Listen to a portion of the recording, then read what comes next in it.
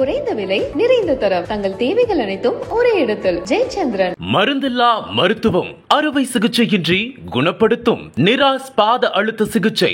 GT Holidays, South India's #1 travel brand. You know you are special when you're with GT Holidays. Aadhav Arjuna இன்றைக்கு பேசியது Atlantic பெரும்பிளை, இமாலய மடத்தனம், Pacific பிசர்.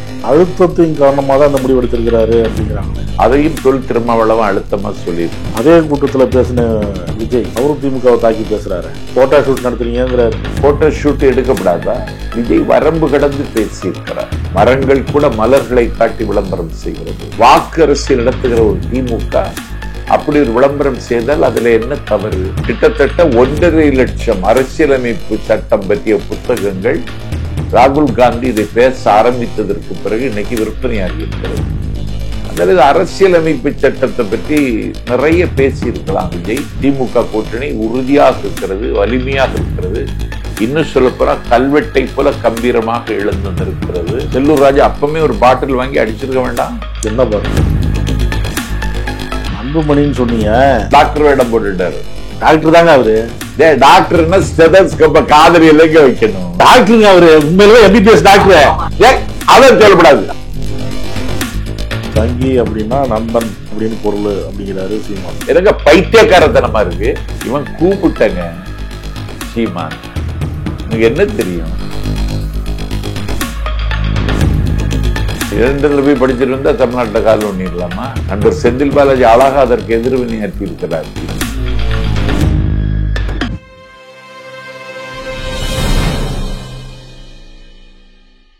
Nakkeera நேயர்களுக்கு வணக்கம். இன்று நம்முடன் கருத்துக்களை பகிர்ந்து கொள்ள இணைந்திருக்கிறார் திராவிட இயக்க பேச்சாளர், சிந்தனையாளர், எழுத்தாளர் திரு நாஞ்சில் சம்பத் அவர்கள். வணக்கம் சார். வணக்கம். ஆதவ் அர்ஜுன் ரெட்டி இப்ப நடவடிக்கை எடுத்திருக்கிறார்.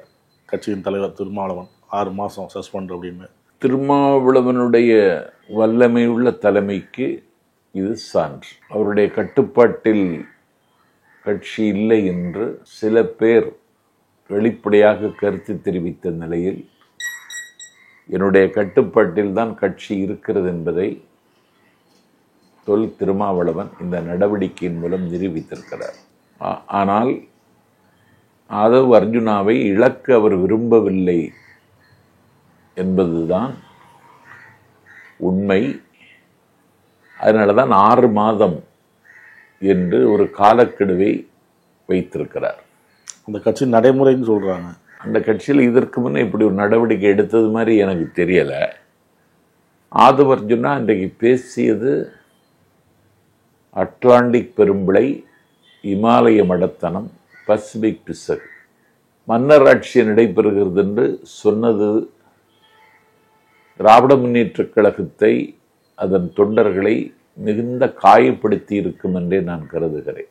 நேற்றைக்கு சேலம் கிச்சிப்பாளையத்தில் நடந்த பொதுக்கூட்டத்தில் மன்னராட்சி நடைபெறவில்லை, விண்ணராட்சி நடைபெறுகிறது என்று நேற்று நான் பதில் சொன்னேன். ஒரு திருமணம் முடிந்ததற்கு பிறகு தேனிலவை அனுபவிக்க விசா வாங்கி கொண்டு கடல் கடந்த நாட்டுக்கு செல்வார்கள். ஆனால் திருமணம் முடிந்த பிறகு விசா வாங்கி கொண்டு கராக்கிரகத்துக்கு சென்றவர் அண்ணன் ஸ்டாலின். ஒரு 50 ஆண்டு காலம் தமிழ்நாட்டு அரசியலில் ஒரு கடுமையான உழைப்பின் மூலமும் பிரச்சாரத்தின் மூலமும் எந்த எதிர்பார்ப்பும் இல்லாமல் கடமையாற்றுவதற்கு காலம் தந்த பரிசு அந்த முதலமைச்சர் பரிசு. அதை மன்னர் ஆட்சி என்று சொல்லியிருப்பதன் மூலம் ஆதவ் அர்ஜுனா ஒரு மிகப்பெரிய தவறை இழைத்திருக்கிறார். ஆகவே திமுக தொண்டர்கள் காயப்படுத்தி இருக்கக்கூடாது. ஏனென்றால் இந்த கூட்டணியில் ஒரு வலிமை வாய்ந்த சக்தியாக இருப்பவர் விடுதலை சிறுத்தைகளின் தலைவர் தொல் திருமாவளவன். 2026 தேர்தல் திமுகவுக்கு ஒரு பொருட்டல்ல. ஏன்னா திராவிட முன்னேற்ற கழகத்தினுடைய ஆட்சியில நேரடியாக பலன் பெற்றவர்கள் மட்டும் 2,88,00,000 பேர். நேற்று முன்தினம் அண்ணன் ஸ்டாலின் அறிவிக்கிறார். இந்த நாட்டில் விஸ்வகர்மா திட்டம்னு ஒரு திட்டத்தை மோடி அறிவிக்கிறார். கைவினைஞர்களுக்கு 1 லட்சம் ரூபாய் கடன். இந்தியாவிலேயே அதை ஏற்க முடியாது என்று அறிவித்த துணிச்சல் உள்ள முதலமைச்சர் அண்ணன் ஸ்டாலின். ஏன்னா மோடியினுடைய விஸ்வகர்மா திட்டத்தில் 1 லட்சம் ரூபாய் கடன் தருவார்கள். அதனுடைய நிபந்தனைகளை நீங்கள் படித்து பார்த்தால் என்னுடைய நெஞ்சிலே வலிக்கிறது. மனு கொடுக்கிற பொழுதே சாதி சான்றிதழ் சேர்த்து கொடுக்க வேண்டும். அப்படி இந்த நாட்டில் கைவினைஞர்களை இந்த நாட்டில் திட்டமிட்டு ஒன்றிய அரசு அவமதித்திருக்கிறது. ஆகவே அதை ஏற்க முடியாது என்று அறிவித்த துணிச்சலான முதலமைச்சர் நேற்று முன்தினம் தமிழ்நாடு கைவினைஞர்களுக்கு ஒரு திட்டம் அறிவித்து இப்படி நிபந்தனைகள் விதிக்கவில்லை என்பதை விட ஒன்றிய அரசு 1 லட்சம் என்று அறிவித்த நிலையில் அண்ணன் ஸ்டாலின் தலைமையிலான அரசு 5 லட்சம் என்று அறிவித்து இன்றைக்கு ஒரு மிகப்பெரிய அதிர்ச்சியை டெல்லிக்கு அண்ணன் ஸ்டாலின் கொடுத்திருக்கிறார். அழுத்தத்தின் காரணமாக தான் அந்த முடிவு எடுத்திருக்கிறாரு அப்படிங்கிறாங்களே. அதையும் தொல் திருமாவளவன் அழுத்தமா சொல்லியிருக்கிறார். எனக்கு எந்த அழுத்தமும் இல்லை, எந்த அழுத்தமும் இல்லைன்னா முன்னாடியே நடவடிக்கை எடுத்திருக்கு. எந்த அழுத்தமும் இல்லை, அழுத்தத்துக்கு கட்டுப்படுகிற ஆளும் நான் கிடையாதுன்னு அவர் தெளிவா சொல்லியிருக்கார். ஆனா நாளுக்கு நாள் அது ஒரு பேசு பொருளாகிவிட்ட சூழலில் இந்த கூட்டணிக்கு எந்த ஊனமும் ஏற்படக்கூடாது என்கிற பொது நல நோக்கில் நாட்டு நலன் கருதி எடுத்த நடவடிக்கை இந்த நடவடிக்கை. விடுதலை சிறுத்தைகள் கட்சி திருமாவளவன் கட்டுப்பாட்டில் இருக்கா இல்லையா, விடுதலை சிறுத்தைகள் கட்சிக்கு 2 தலைமையா, இப்படிலாம் கேள்வி எழுந்ததுக்கு அப்புறம் தான் அந்த நடவடிக்கை அவர் எடுத்திருக்கிறாரு. இல்ல இந்த அளவுக்கு விமர்சனங்கள் வந்ததுக்கு அப்புறம் தான் அந்த முடிவு எடுத்திருக்கிறாரு. முன்னாடியே இந்த முடிவு எடுத்திருந்தா இவ்வளவு விமர்சனம் வந்திருக்காதே அப்படிங்கிறாங்க. நேற்று முன்தினமே எங்க உயர்மட்ட குழு முந்தா நாள் கூடிச்சு விவாதிப்போம், 2 நாள்ல நடவடிக்கை எடுப்போம்னு 2 நாளைக்கு முன்னாடியே சொல்லிட்டாரு. நடவடிக்கை எடுத்துட்டாரு. அதே கூட்டத்தில் பேசின விஜய் அவரும் திமுகவை தாக்கி பேசுறாரு. ஏன்டா நீங்க சொல்றீங்க 2026 ஒரு பொருட்டு இல்லை அப்படிங்கிறீங்க, சாதனைகள் எல்லாம் நீங்க சொல்றீங்க, பட்டியலிட்டீங்க, அதெல்லாம் சொன்னீங்க. அந்த இலக்கு 200 அப்படின்னு வச்சாருல திமுக தலைவர், அது மைனஸ் ஆகுங்கிறார். மைனஸ் ஆகும்னு சொன்னா தமிழக வெற்றி கழகத்தினுடைய தலைவர் 27ஆம் தேதி செப்டம்பர் 27ஆம் தேதி கட்சி தொடங்கி அடுத்த 27 கடந்து விட்டது. அந்த கட்சி எனக்கு எங்க போய் நிக்குதுன்னு சொல்லுங்க. போட்டோ ஷூட் நடத்துறீங்கிறாரு. அது அது ஒரு பாதிக்கப்பட்ட மக்களுக்கு போய் உதவி செய்தால் அதை ஒரு சமூக வலைத்தளங்களும் உங்களை போன்ற நிருபர்களும் போட்டோ எடுக்கத்தான் செய்வாங்க. அது செய்தி ஆக்கத்தான் செய்யணும். இதுல என்ன இருக்கு? போட்டோ ஷூட் எடுக்கப்படாதா? இது தம்பி விஜய் வரம்பு கடந்து பேசியிருக்கிறார். அப்ப நீங்க விளம்பரத்தை விரும்பலையா? விளம்பரத்தை விரும்ப மாட்டீர்களா? வானம் கூட நட்சத்திரங்களை காட்டி விளம்பரம் செய்கிறது, மரங்கள் கூட மலர்களை காட்டி விளம்பரம் செய்கிறது. வாக்கு அரசியல் நடத்துகிற ஒரு திமுக அப்படி ஒரு விளம்பரம் செய்தால் அதுல என்ன தவறு? ஆகவே தம்பி விஜய் பேசுனதுல இது ஒரு போட்டோ ஷூட் நடத்துறது அதை விட்டுருங்க, அதை விட்டுருங்க. ஆனா 200ங்கிறது மைனஸ் ஆகுங்கிறாரு. அவர் அடிச்சு சொல்றாங்க, ஒரு மேடையில் அவர் சொல்றாரு. அதை நிறைய பேர் ஆமா மைனஸ் ஆகுங்கிறாங்க. அது எப்படி மைனஸ் ஆக வாய்ப்பு இருக்கு? அப்படின்னா நாடாளுமன்ற தேர்தலில் 40க்கு 40 எப்படி வந்துச்சு? ஒரு அதிகாரத்தில் இருக்கிற கட்சி 40 வந்தது காரணமா மோடி வரமாட்டார், மோடி வரக்கூடாது அப்படின்னு ஓட்டளிச்சாங்க. ஆமா, இன்னும் அப்படிதான் ஓட்டு போடுவாங்க. தமிழ்நாட்டில் கால் ஊன்றி விடலாம், தமிழ்நாட்டில் கட்சி நடத்திடலாம், லண்டன் படிப்பதுக்கு உதவும் அப்படின்னு லண்டனில் போய் படிச்சுட்டு வந்தா தமிழ்நாட்டில் கால் ஊன்றிடலாமா? நண்பர் செந்தில் பாலாஜி அழகா அதற்கு எதிர்வினையாற்றி இருக்கிறார். இது வருடந்தோறும் அனுப்புறதான். வருடந்தோறும் IPS IAS அதிகாரிகளை வெளிநாட்டுக்கு அனுப்புகிறது வழக்கம் தானா. 11 பேரை அனுப்புவாங்களாம். அந்த 11ல் 1 தான் இவரு. இதுல போய் இவருதான் அந்த பதவியில இப்ப இல்ல கட்சிக்கு வந்துட்டாருல. அதான் வந்துட்டாரு. அவர் என்ன செய்ய போறாரு? தமிழ்நாட்டுல திமுகவை அவரு வந்ததுக்கு அப்புறம் ஒன்று சொன்னாரு, 2026 இதுவரைக்கும் இல்லாத ஒரு களமா இருக்க போகுது அப்படின்னாரு. இதுவரைக்கும் இல்லாத களமாகத்தான் அமையும். அது நான் திராவிட கட்சிகளுடைய வாக்குலாம் 3 பிரிஞ்சு போச்சுங்கிறாரு அவரு. திராவிட கட்சிகளினுடைய வாக்குன்னா அண்ணா திமுக தான் சொல்லணும். திமுகவுக்கு வாக்கு பிரிய வாய்ப்பு இல்லையே. திமுக கட்டுப்பாடு உள்ள கட்சி, ஒரு எப்பொழுதும் வினையாற்றி கொண்டிருக்கிற கட்சி, அதிகாரத்தில் இருக்கிற கட்சி என்பதற்காக அமைதியாக இருக்கிற கட்சி இல்ல. மக்கள் எரிச்சல்ல இருக்கிறாங்க. மக்கள் எரிச்சல் இருக்க மாட்டாங்களே. மக்களை சந்திக்க போறாரு பொன்முடி. ஆமா, மக்கள் எப்படி இருக்கிறாங்க, அவங்களுக்கு தேவையான வசதிகள்லாம் இருக்கா, கரெக்டா இருக்கான்னு பார்க்க போறாரு. மழை வெள்ளத்துல அங்க சேரடிக்கிறாங்க. அப்ப அவர் கருத்து தெரிவிக்கும் போது 2026ல அதுக்கான முன்னோட்டம் அப்படிங்கிறாங்க பாஜக. திமுகவின் மீது இருக்கிற கோபம் அல்ல. அதே இடத்துக்கு தம்பி உதயநிதி போனாரு, சேர் வீசினாங்களா? அதே இடத்துக்கு முதலமைச்சர் போனாரு, சேர் வீசினாங்களா? விஜய் பேசினார்ல, அதுல இந்த அம்பேத்கர் விழாவில் கூட கலந்துக்க முடியாத அளவுக்கு அங்க ஒரு அழுத்தம் கொடுக்கப்பட்டிருக்கு திருமாவளவனுக்கு. ஆனா அவர் மனசு பூரா இங்கதான் இருக்கும், நம்மள்ட்ட தான் இருக்கும். இல்ல அது அந்த விழாவே திருமாவளவன் கலந்து கொள்கிறாருன்னு தான் முதல்ல தகவல் வந்துச்சு. ஏன் அவர் கலந்து கொள்ளல? திமுக அழுத்தம் கொடுத்ததா? இல்லையே. ஏற்கனவே திருமாவளவன் சொன்னாரு, ஒரு புத்தக வெளியீட்டு விழாவில் 2 கட்சி தலைவர்கள் ஒண்ணு சேர்றதுல என்ன தப்பு இருக்கு? சொன்னவரு வந்திருக்கலாமே. இல்ல இதுல என்ன தப்பு இருக்கு? இது ஒரு பெரிய தவறாக ஏன் சித்தரிக்கிறீங்க? நான் இந்தியா கூட்டணியில தான் இருக்கேன். நம்ம தமிழ்நாட்டின் மதசார்பற்ற அணியில தான் இருக்கேன். மதசார்பற்ற அணி வலிமையாக இருக்கிற இந்த அணியிலிருந்து நான் எப்படி விலக முடியும்? அதனால அதெல்லாம் தப்பு அப்படின்னு ஏற்கனவே சொன்னாரு.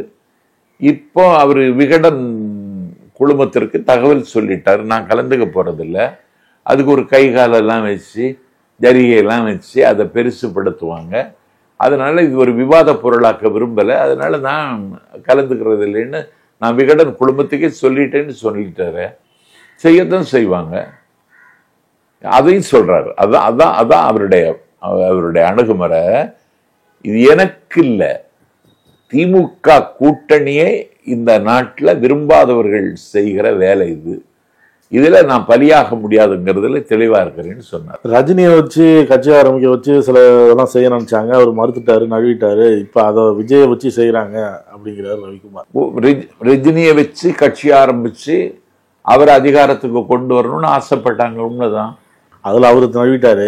ஆசை அவருக்கு இருந்தது, ரஜினிக்கு இருந்தது. இப்ப அதை இப்ப விஜய் வச்சு செய்யறாங்க. விஜயை வச்சு செய்யறாங்கன்னா அவர் விஜய் அப்படி சொல்லி இருக்காரா? ரவிக்குமார் சொல்றாரு, ரஜினிகாந்தை கட்சி ஆரம்பிக்க சொன்னவர்கள் தான் அவர் நழுகுனதுக்கு அப்புறம் விஜய கட்சி தொடங்க வச்சிருக்கிறாங்க அப்படிங்கிறார். இல்ல, ரஜினிக்கு அரசியல் ஆன்மீக அரசியல். அவர் ஒரு ஆன்மீக அரசியல்னு வெளிப்படையாகவே அறிவிச்சார். ஆன்மீக அரசியல்னா சங்கிகளுக்கு அரசியல். ஆனா இவர் அப்படி சொல்லலையே. இவர் இருமொழி கொள்கையை வரவேற்கிறாரு. திராவிடமும் வேணும், தமிழ் தேசியம். ஆமா, திராவிடமும் வேணும், தமிழ் தேசியமும் என்னுடைய 2 கண்கள்ங்கிறாரு. திராவிடத்தின் மீது தீரா பகை கொண்டு மல்லு கட்டின சீமானுடைய கன்னத்தில் அரைஞ்ச மாதிரி இருக்கு பதில் சொன்னாரு. அதுல இன்னைக்கு சீமான் கட்சி கண்ணுக்கு முன்னாடி சிதிலமாக்கி கொண்டிருக்கிறது, சின்ன பின்னமாக்கி கொண்டிருக்கிறது. அலை அலையாக, அணி அணியாக அந்த கட்சியில் இருக்கிறவர்கள் எல்லாம் வெளியேறி கொண்டிருக்கிறார்கள். அதுல திமுகவுக்கு போறது அதிகமா இருக்கு. தம்பி விஜய்கிட்ட அவங்க போவாங்க. ஏதோ ஒரு ஊர்ல அண்ணா திமுகவுக்கும் போயிருக்காங்க. அதனால விஜய் இருமொழி கொள்கையை அங்கீகரிக்கிறார், வரவேற்கிறார்.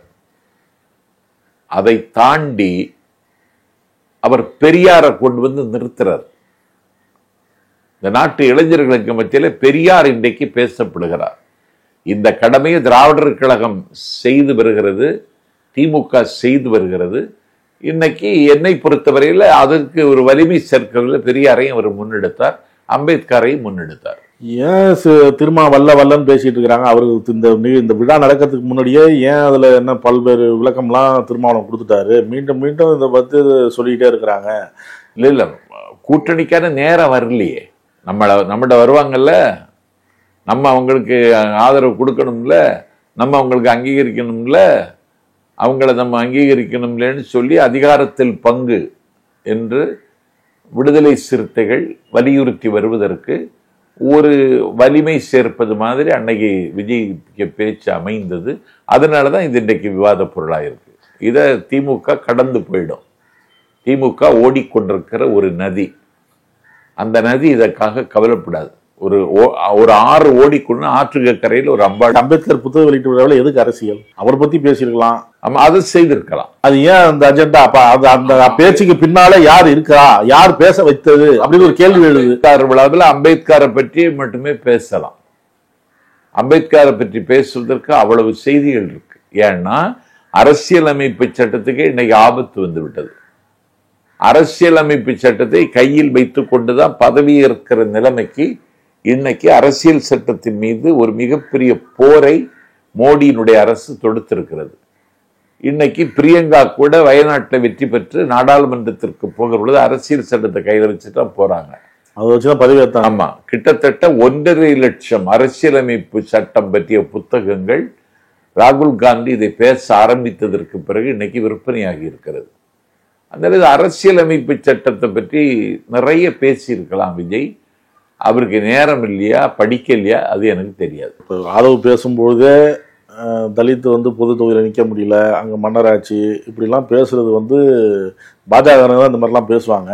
ஆனால் இவர் இப்படி பேசுறாரு. ஒரு அம்பேத்கர் விழாவில் அம்பேத்கர் பற்றி பேசாமல் முக்கியத்துவம் அதிகமாக கொடுக்காம இந்த மாதிரி அரசியல் பேசுறது யாரோ பேச சொல்லி தான் இந்த மாதிரி பேசுறாங்க. பொது தொகுதியில கொடுக்க கூடாதுன்னு எல்லாம் திமுகவுக்கோ வேற கட்சிகளுக்கோ நோக்கம் இருக்க முடியாது. ஏன்னா இவங்களுக்குன்னு சொல்லி ஒரு தொகுதி பங்கீட அரசு தேர்தல் ஆணையமே சொல்லிட்டாங்க.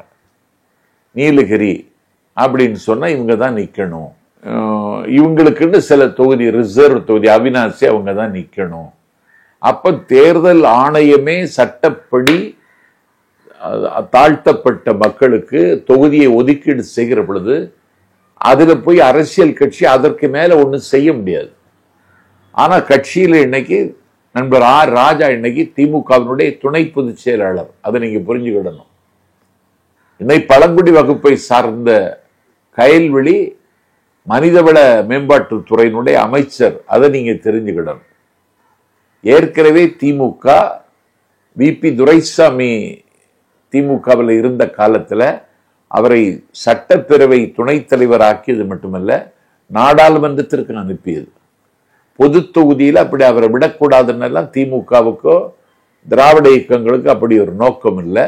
இன்னைக்கு தலித்து மக்கள் தமிழ்நாட்டில் உரிமையோடும் சுதந்திரத்தோடும் ஒரு சுயமரியாதையோடு வாழ்வதற்கு வாசல் திறந்து வைத்தது திமுக தான். இது எந்த மேடையிலையும் நான் சொல்லுறதுக்கு ஆதவர்ஜன் பேசுறது சரிதான் அப்படிங்கிறாரு கேபி முனுசாமி. இப்ப அவங்களுக்கு என்னங்க, அதிமுக பற்றுக்கோடு இல்லாமல் இருக்கு. அதிமுக செதறி கிடக்கு.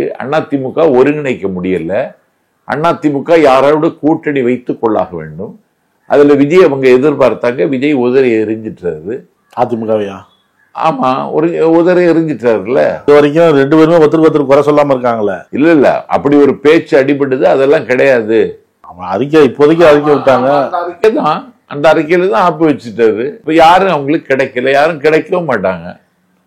சிறையில் இருக்கிற தேவநாதன் கூட வேண்டாங்கிறான்.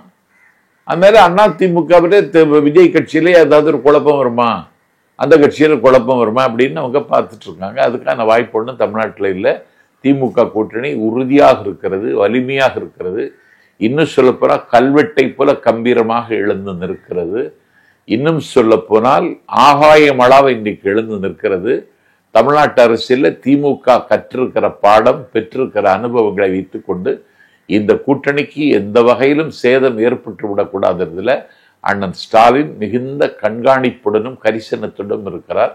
அதனால இதுல ஒன்றும் முனுசாமியெல்லாம் இனி ஒண்ணுமேல் ஒன்றும் செய்ய முடியாது. 200ங்கிறதுலாம் நடக்காதுங்கிறார். இன்னும் செல்லூர் ராஜு இந்த வருஷத்தோட மிக சிறந்த நகைச்சுவை 200ன்னு சொல்றதுலாம் இவங்க என்ன கணக்கில் சொல்றாரு? செல்லூர் ராஜை வச்சுக்கிட்டு ஆய்வுக்குழு கூட்டத்தில் டாக்டர் சரவணன் சொல்லுகிறார், இங்க கட்சி என் கட்டுப்பாட்டில் தான் இருக்கு. செல்லூர் ராஜா அப்பவுமே ஒரு பாட்டில் வாங்கி அடிச்சிருக்க வேண்டாம்? என்ன பாட்டில்? ஏதாவது ஒரு பாட்டில். கன்னியாகுமரியில் ஆய்வு அடி வாங்கிட்டு வர்றாங்க. இதெல்லாம் உட்கட்சி ஜனநாயகம். இதுக்கு பேர் ஜனநாயகம். ஆமா, உட்கட்சியில ஒருத்தர் கருத்து தெரிவிக்கிறது. ஜனநாயகத்தை நீ பேணுவதாக இருந்தா நீ கள ஆய்வே ஏன் நிறுத்தினப்போ? ஜனநாயகம் அது. கள ஆய்வை ஏங்க நிறுத்தினீங்க? நீங்க கள ஆய்வுன்னு சொல்லாதீங்க, உள ஆய்வு பாருங்க எந்த நிலைமையில் இன்னைக்கு அதிமுக இருக்குன்னு. கட்சிக்குள்ள நிர்வாகிகளும் உறுப்பினர்களும் ஒரு ஆய்வு நடத்தும் பொழுது உறுப்பினர் அவன் சில விஷயங்களை சொல்லுவாங்க தான், நிர்வாகிகள் சில விஷயங்களை சொல்லுவாங்க. இதுதானே அதுக்காக கலாய்வு, அதுக்காக அந்த கட்சிக்குள்ள ஆய்வுங்கிறது அதானே. வந்து பேசிட்டு போறதுக்கு பொதுக்கூட்டம் முடிந்து ஒரு மிகப்பெரிய தோல்வியை சந்தித்ததற்கு பிறகு 40 தொகுதிகளிலும் துணை தெரியப்பட்டதற்கு பிறகு இவ்வளவு பெரிய மக்கள் சக்தி என்று சொல்லப்படுகிற அதிமுக 7 தொகுதியில டெபாசிட் இழந்ததற்கு பிறகு நீ அப்போதில்ல இந்த கள ஆய்வை செய்திருக்கணும். அதுக்கெல்லாம் பல தடவை எடப்பாடி சொல்லிட்டாரு, எல்லாம் மோடியை அதாவது நாங்க தனியா கூட்டணி அமைச்சோம், இந்த மாதிரிலாம் தேர்தலை சந்திச்சோம், மோடி வரக்கூடாதுன்னு நினைச்சிட்டு அங்க நம்பிக்கையில போட்டிருக்காங்க அவங்க. அவ்வளவுதான். நான் நாடாளுமன்ற தேர்தல் வெற்றி காரணம் தான், மோடி வரக்கூடாது. அதுல நீ உறுதியா இருந்தியா? மோடி வரக்கூடாதுங்கிறதுல நீ உறுதியா இருந்தியா? மக்கள் ஒன்னும் சந்தேகத்தோட பார்த்தது உனக்கு தெரியுமா?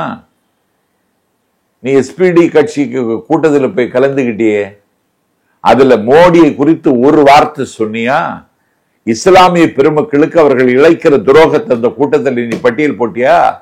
அந்த கூட்டத்தில் கூட நீ திமுகவை வசைப்படுவதற்கு தான் பயன்படுத்தி கொண்டே தவிர இஸ்லாமியர்களுக்கு நேர் எதிரில் நிற்கக்கூடிய பிஜேபி பற்றி ஒரு வார்த்தை சொல்லலையே நீ. இந்த நாட்டில் குடியுரிமை திருத்த சட்டத்தை 10 பேர் ஆதரிச்சு ஓட்டு போட்டானே ஏடிஎம்கேல. இந்த 10 பேர் ஓட்டு போடல, அன்புமணி இதுல சேர்ந்துக்கிட்டான், 11 ஆச்சு. நீங்க 10 பேர் ஓட்டு போடல, குடியுரிமை திருத்த சட்டமே வந்திருக்காது. இஸ்லாமிய பெருமக்களுக்கு எவ்வளவு பெரிய துரோகம் செய்தவன் நீ. அன்புமணின்னு சொன்னீங்க, இப்ப அவர் பாதிக்கப்பட்ட அந்த மழை வெள்ளத்துல பாதிக்கப்பட்டவங்க எல்லாம் போய் பார்த்துருக்கிறாரு, பேசியிருக்கிறாரு. பார்த்தது மட்டும் இல்ல, டாக்டர் வேடம் போட்டுட்டாரு.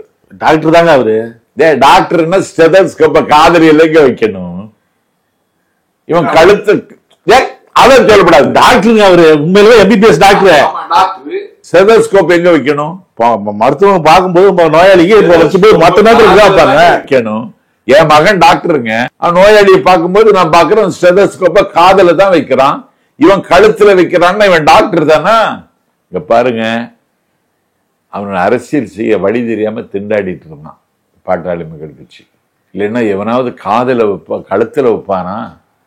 நல்ல காலம் கழுத்துல வச்சான், அதுக்கு கீழே என்ன வச்சான்னா என்ன ஆகும்? 2000 பத்தாது, ஒரு நாள் செலவுக்கு 10 கேட்கிறாரு. இல்ல இல்ல, கூடுதல் கொடுக்கலாம், கொடுக்கணும்னு தான் முதலமைச்சர் நினைக்கிறாரு. ஒன்றிய அரசு நமக்கு எந்த உதவியும் செய்யல, இல்லைன்னா கொடுக்கதான் செய்வார். இங்க பாருங்க, இது எங்க இருக்கு? தென் சென்னை மேற்கு மாவட்டம் மாசு மாவட்ட செயலாளர் 3 டன் அரிசி அனுப்பியிருக்காரு. எவ்வளவு? 3 டன் அனுப்பியிருக்காரு. என்ன பெரிய திமுகன்னு கேக்குறீங்களா? பாண்டிச்சேரியில் யாருக்கு ஆட்சி? பிஜேபி ஆட்சி. என்ஆர் சுந்தர புருஷனுக்கு ஆட்சி. பாண்டிச்சேரி திமுக பொறுப்பாளர் சிவா சட்டமன்ற உறுப்பினர் அண்ணன் ஸ்டாலினை சந்திக்கிறார். பாண்டிச்சேரி மக்களுக்கு நீங்க உதவணும்னு கேட்கிறார். இன்னொரு மாநிலத்தில் இன்னொரு கட்சிக்கு ஆட்சி நடைபெறுகிற இடத்துல திராவிட முன்னேற்ற கழகம் சிவா மூலமாக இன்னைக்கு அரிசி, பெட்ஷீட்டு, பாய், எண்ணெய், அரிசி, பருப்புன்னு சொல்லி எல்லா பொருளையும் திமுக அனுப்பி கொண்டிருக்கிறது. இதை என்ன சொல்றீங்க? இப்படி ராமதாஸ் நினைச்சா செய்ய முடியாதா? எடப்பாடி பழனிசாமி நினைச்சா செய்ய முடியாதா? வானத்துக்கும் பூமிக்கும் தாவராரை நினைச்சா செய்ய முடியாதா? செய்யலையே, திமுக தானங்க செய்யுது. தமிழக அரசியலை கூர்ந்து கவனித்தா தெரியும், ஒரு கூட்டணிக்கு எதிராக பல கட்சிகள் தனித்தனியா போராடிட்டு இருக்கு, எதிர்த்து பேசிட்டு இருக்கு. மக்கள் எரிச்சல்ல இருக்கிறாங்க. திமுக ஜெயிக்க கூடாதுன்னா அந்த அவங்களை எதிர்க்கிற கட்சியெல்லாம் ஒன்னா இருக்கணும் அப்படிங்கிறாங்க கஸ்தூரி. திமுக எதிர்க்கிற கட்சிகளா ஒன்னானாலும் ஒன்னும் செய்ய முடியாது. பாருங்க, 2வது முறை திமுக ஆட்சிக்கு வந்தது இல்லைன்னு சில பேர் பேசிட்டு இருக்காங்க. 2வது முறை ஆட்சிக்கு வந்தது இல்லைன்னு பேசுறதே வரலாறு தெரியாதவர்களுடைய வெற்று முழக்கம். அது 1967 ஆட்சிக்கு வந்த திமுக 1971 184 இடங்களை பெற்று 2வது முறை ஆட்சிக்கு வந்த கட்சி. ஜெயலலிதா 2வது முறை ஆட்சிக்கு வந்து ஒரு சரித்திரம் படைத்தார், அதை மறக்க முடியாது. அதே சரித்திரத்தை அண்ணன் ஸ்டாலின் இந்த தேர்தலில் படைப்பார். பிரித்தாளும் சூழ்ச்சியை ஆளுங்கட்சி செய்யறாங்கிறாங்க. ஆளுங்கட்சி செய்ய வேண்டிய அவசியம் இல்லை. 200 இடங்கள்ங்கிறது அவங்க செய்திருக்கிற பணிக்கு, ஆற்றி இருக்கிற சாதனைகளுக்கு, திமுகவினுடைய கட்டமைப்புக்கு, அவங்க செய்யக்கூடிய பிரச்சாரத்திற்கு அந்த பரிசை நாட்டு மக்கள் தரணும். ஏன்னா நான் இன்னைக்கு நக்கீரன் மூலமாக ஒன்று சொல்லுகிறேன், நன்றி உணர்ச்சின்னு ஒன்று தமிழ்நாட்டு மக்களுக்கு இருக்குமானால் அறம் சார்ந்த அரசியலை தமிழ்நாட்டு மக்கள் விரும்புவார்கள் என்றால், ஒரு கொள்கை அரசியலுக்கு இந்த நாட்டில் மதிப்பு மரியாதையும் இருக்க வேண்டும் என்று தமிழ்நாட்டு மக்கள் தீர்மானித்தார். அதை தாண்டி இந்த மண்ணுக்கான உரிமைகளை வென்றெடுக்கிற கட்சிக்கு ஒரு ஆதரவு தர வேண்டும், அதை அங்கீகரிக்க வேண்டும் என்று தமிழ்நாட்டு மக்கள் ஆசைப்பட்டார். திமுகவை தேர்ந்தெடுப்பதை தவிர தமிழ்நாட்டு மக்களுக்கு வேறு வழி இல்லை. நேற்றைக்கு நெடுந்தீவுக்கு அருகில 2 விசைப்படகுகளை கைது செய்து 8 மீனவர்களை கைது செய்து யாழ்ப்பாணம் சிறையில கொண்டு அடைச்சிருக்காங்க. நான் கேட்கிறேன், பேசினாரா? ஆட்சி உன் கையில் இருக்கு, அதிகாரம் ஒண்ணு உன் கையில் இருக்கு. அத்துமீறக்கூடிய அண்டை நாட்டின் மீது இந்த நாட்டில் கேள்வி கேட்க வேண்டிய அதிகாரம் உன் கையில் இருக்கு. நெடுந்தீவில மீன் பிடித்துக் கொண்டிருந்த தமிழக மீனவர்கள் 8 பேரை நேற்றுக்கு கைது செய்திருக்காங்க. கண்ணுக்கு தெரியாதா? என்ன அரசியல் செய்றீங்க? அதனால தமிழ்நாட்டு மக்களின் மீது மிகப்பெரிய பரிவுள்ள கட்சி திமுக. நன்றி உணர்ச்சி உள்ள மக்கள் திமுகவுக்கு தான் வாக்களிப்பாங்க. ஒரு 1000 ரூபாய் உரிமை தொகை கொடுப்பதற்கு திமுகவுக்கு கஜானாவில், அரசின் கஜானாவில் காசு இருக்கா? இல்ல. வாக்குறுதியை நிறைவேற்ற வேண்டும் என்று சொல்லி ஒரு நெருக்கடியை எதிர்கட்சிகள் தருகிறது. முதலமைச்சர் 1000 ரூபாய் உரிமை தொகை கொடுக்கிறார். அத உரிமை தொகைன்னு தான் சொன்னாரை தவிர உதவி தொகைன்னு கூட சொல்லல. வாக்களித்த மக்களை, நம்ம இந்த அங்கீகாரம் தந்த மக்கள் உளவியல் ரீதியாக காயப்படக்கூடாது என்று சொல்லக்கூடிய மிகப்பெரிய பெருந்தன்மை தான் அதை இலவசம் என்றோ உதவி என்றோ சொல்லாமல் உரிமை தொகை என்று முதலமைச்சர் அவர்கள் அறிவித்தார்கள். ஆகவே இத திமுகவுக்கு 2200 கிடைக்காதுன்னு செல்லூர் ராஜு சொல்றது அவர் ஒரு தமாஷா வேணுமானா கடந்து போகலாம். இன்னைக்கு உங்கள்கிட்ட சொல்றேன், செல்லூர் ராஜே இனிமேல் அந்த தொகுதியில வெற்றி பெற முடியாது. அந்த தொகுதியை திமுக கைப்பற்றும். நடுவில் சீமான் பத்திலாம் பேசுனீங்க. ரஜினியை சந்திச்சுட்டு வர்றாரு, விமர்சனம்லாம் பண்றாங்க சங்கி அப்படின்லாம். அப்ப சங்கி அப்படின்னா நண்பன் அப்படின்னு பொருள் அப்படிங்கிறாரு சீமான். எந்த புத்தகத்தில் இருக்கு? சீமான் அபிதான சிந்தாமணி படிச்சிருக்காரான்னு கேளுங்க. தமிழ் அகராதி படிச்சிருக்காரான்னு கேளுங்க. சங்கிற வார்த்தையே தமிழ்ல கிடையாதுங்க. இந்த நாட்டில் சங்கின்னு சொன்னா சனாதனத்தின் மீது பற்றுள்ளவன். கேளுங்க, சங்கின்னா வகுப்புவாதத்தின் மீது பாசம் உள்ளவன். சங்கின்னு சொன்னா ஒரு வெறுப்பு அரசியலை செய்கிறவன். சங்கின்னு சொன்னா நாட்டரசியல் செய்யாமல் மாட்டரசியல் செய்யக்கூடியவன். அவனுக்கு பேரு தான் சங்கி. அதைத்தான் இந்தியாவில் இருக்கிற வாக்காளர்கள் புரிந்து கொண்டிருக்கிறார்கள். இவன் போய் ஒரு சங்கியை சந்திச்சா இவனும் சங்கிதான். நான் ஏற்கனவே சொல்லியிருக்கேன், பிஜேபிக்கு கைக்கூலின்னு சொல்லியிருக்கேன். பாஜக கூட கூட்டணி இருந்தீங்க, அப்பெல்லாம் சங்கின்னு உங்களுக்கு தெரியல. ரஜினியை இவங்க போய் சந்திக்கிறாங்க, ரஜினியை இவங்க ஏதாவது விழா வச்சா அழைச்சிட்டு வந்துக்கிறாங்க, அப்பெல்லாம் சங்கின்னு தெரியல. இவங்க போய் மோடியை போய் சந்திக்கிறாங்க, போட்டோ எடுத்துக்கிறாங்க. மோடி கொடுக்கிற இடத்துல இருக்கார், நாங்க வாங்குற இடத்துல சங்கின்னு தெரியல. இந்த மாதிரி போய் சந்திச்சா மட்டும் சங்கின்னு சொல்றீங்க. வாங்குற இடத்துல இருக்கோங்க. மழை வந்தாச்சு, வெள்ளம் பெருகியாச்சு. முதலமைச்சர் நேரடியாக போய் பார்வையிடுகிறார், துணை முதலமைச்சர் பார்வையிடுகிறார். அதிகாரிகள் இரவும் பகலும் தூங்காமல் கடமையாற்றுகிறார்கள். இன்னைக்கு அந்த பாதிக்கப்பட்ட மக்களுக்கு நாங்க உதவி செய்கிறோம். டெல்லியிலிருந்து எங்களுக்கு எந்த உதவி சேரல. ஒன்றிய அரசு ஒரு குழு அனுப்பி இருக்கிறது. உள்துறையில் இருக்கக்கூடிய பெரிய அதிகாரி வந்திருக்கிறாரு. நாங்க அந்த குழுவை நிராகரிக்க முடியுமா? குழுவை வராதுன்னு சொல்ல முடியுமா? அந்த குழு பார்வையிடுகிறது. அந்த குழுவோடு சேர்ந்து தமிழ்நாட்டினுடைய அதிகாரிகள் அந்த குழுவுக்கு ஒத்துழைப்பு கொடுத்து எல்லாத்தையும் விழா வாரியா அவங்களுக்கு மேப்பு போட்டு விளக்குகிறாங்க. அந்த உதவியை பெற வேண்டும், ஒன்றிய அரசு தரக்கூடிய உதவியை பெற வேண்டும் என்பதற்கு அந்த குழுவை மதித்து நாங்க செய்தா நாங்க பிஜேபி கூட கூட்டணி வச்சிருக்கோம்னு அர்த்தமா? எனக்கு பைத்தியக்காரத்தனமா இருக்கு. இவன் கூப்பிட்டங்க சீமான், உனக்கு என்ன தெரியும்? இவனுக்கு வேற வழி இல்லைங்க. எல்லாரும் போயிட்டு இருக்காங்க. இவனுக்கு ஒரு அரசியல் புறம்போக்காயிட்டான். அதனால ரஜினிகாந்தை போய் பார்த்துருக்காரு. ரஜினிகாந்த் கட்சி தொடங்கி தமிழ்நாட்டில் முதலமைச்சர்னு ஆசைப்பட்டாரு. அந்த ஆசையில மண் விழுந்தாச்சு. இன்னைக்கு ஒரு கட்சியை தொடங்க முடியல. விஜய் தொடங்கிட்டாரு. அந்த ஆத்திரம், ஒரு தாழ்வு மனப்பான்மை ரஜினிகாந்துக்கு இயல்பாகவே இருக்கும். அதனால இந்த 2 பேரும் பாதிச்சிருக்கீங்க. அதனால பாதித்த 2 பேரும் போய் பார்த்திருக்கீங்க. அவ்வளவுதான். கருத்துக்களை பார்த்து நன்றி. நன்றி. நக்கீரன் டிவிக்கு சப்ஸ்கிரைப் செய்யுங்கள். உங்கள் ஆதரவே எங்கள் பலம். ஆசிரியர்களுக்கு நண்பனாகவும் மாணவர்களுக்கு ஆசானாகவும் திகழும் தேர்வு வழிகாட்டி. ஒவ்வொரு பாடத்திற்கும் அனுபவமிக்க ஆசிரியர்களின் துல்லியமான தெளிவான விடைகள். CNC இருக்கு, தேர்வு பயம் எதற்கு? இது தீரன் பப்ளிஷிங் ஹவுஸ் விற்பனை வெளியீடு.